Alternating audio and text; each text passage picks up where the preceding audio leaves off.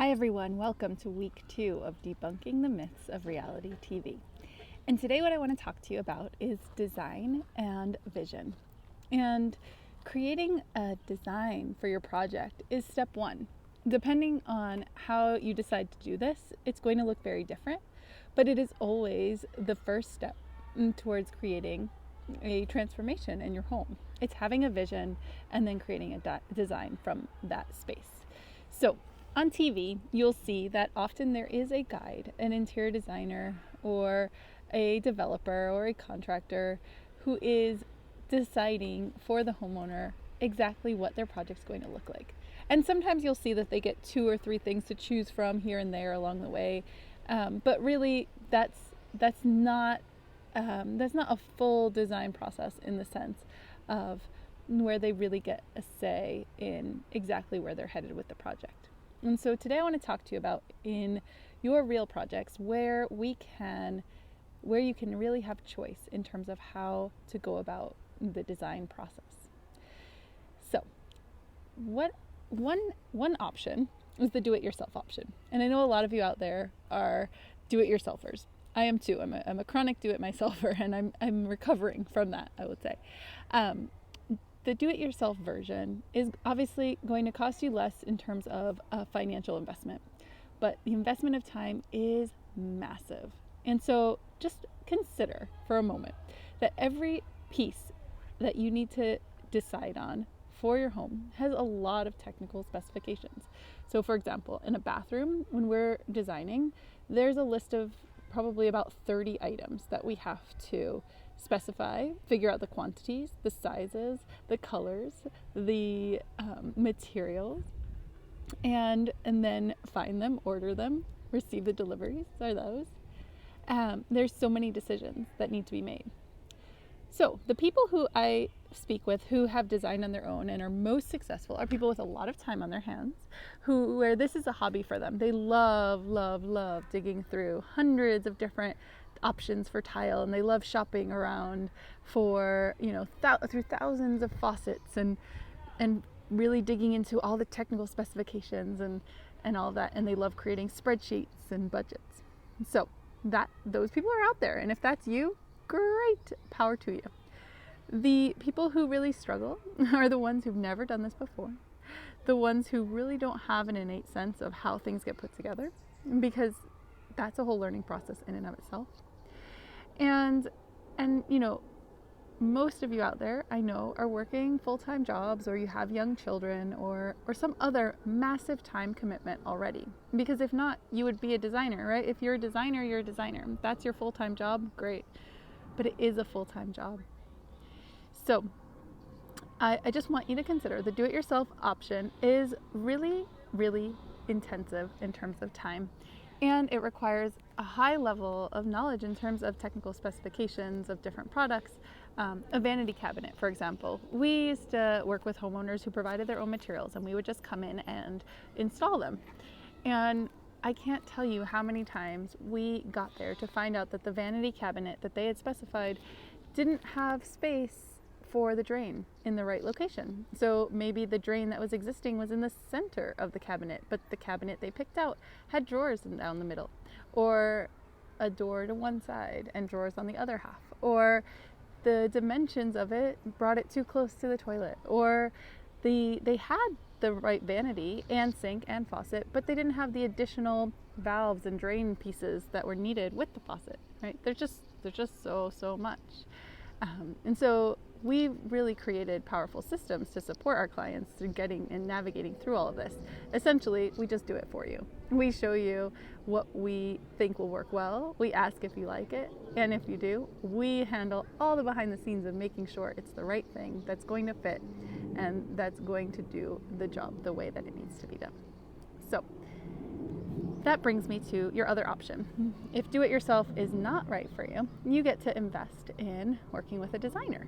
And in that realm, there are still a few different routes to go. Some designers, like us, are really client-centered in their approach. And so their goal is to work with you to draw out your vision, to understand what you like, what you don't like, and to create a design that is very reflective of your personality, and so that your home really feels like your own when you move back into it.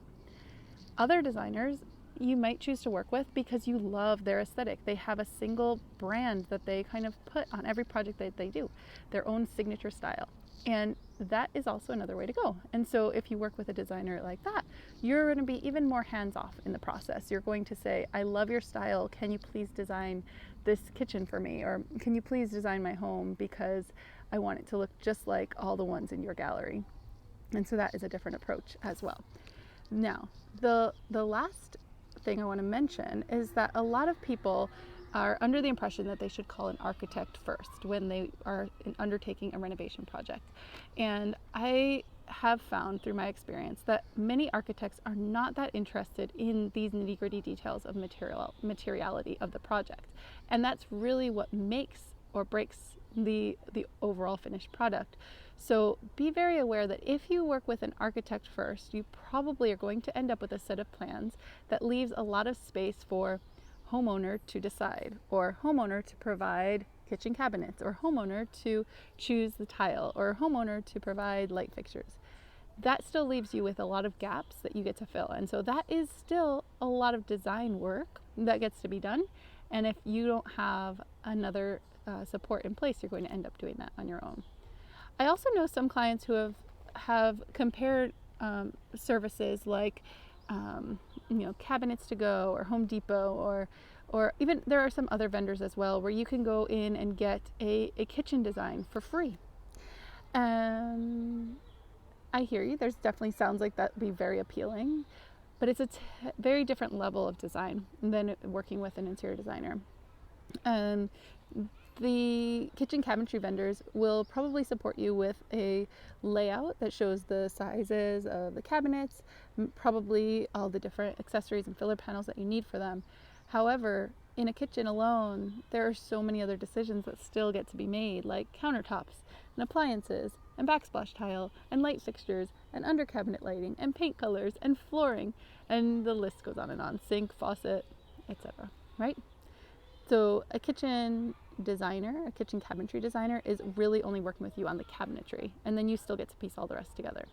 The other challenge that comes up for a lot of our clients who try to do this on their own is that they find it difficult when they're moving from one space to another. So for example, if you're taking a day out to go shopping for tile and plumbing fixtures and lighting and everything, you're going to start at maybe a tile shop or maybe a couple tile shops, and in one you find a tile that you love for the floor, and at the next place you find a tile that you love for the walls, and at the next place you find a vanity cabinet that you really, really like, and the lighting fixture store, you pick out your favorite light fixtures. But then when you come home and you put those all together, you realize that there was no cohesivity between them. There was no cohesiveness. It was like picking and choosing from a lot of different options of what you liked best in that one space. But once you actually see them together, they don't necessarily work together. And so having someone to guide you through the process with a big picture view, who can really say, okay, not only do these things all work from a technical perspective, not only do they all fit the space that you need them to fit, not only are they going to be laid out well so that they function well together and you can move through the space comfortably, but they also look beautiful together, and they also really fit together in terms of style and create a cohesiveness to the space where it feels very intentional in terms of how you do it. And the reason that this is important is because renovation projects are a big investment. And to make that big investment and not go that extra step of having it designed well and set up well is going to cost you so much along the way. Just think about it. Just think about investing all that time and energy into the construction process, and at the end you're like, oh, I wish we'd picked a different tile for the bathtub area.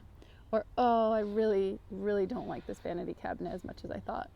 Or, I hear these stories all the time. And once it's in there, you don't want to be redoing it again, right? So, again, my goal with this series is to get you set up well with good information, clear expectations, so that you can move forward empowered towards renovation projects. Because each renovation project that you undertake is a huge transformation. It's a leap of faith. And it's a beautiful, beautiful process that allows you to create a home you love living in. And so I want you to be set up really, really well so that you can go into that process knowing exactly where you're headed and how to get there. I will be back next week with more on debunking the myths of reality TV. Stay tuned. Have a great day.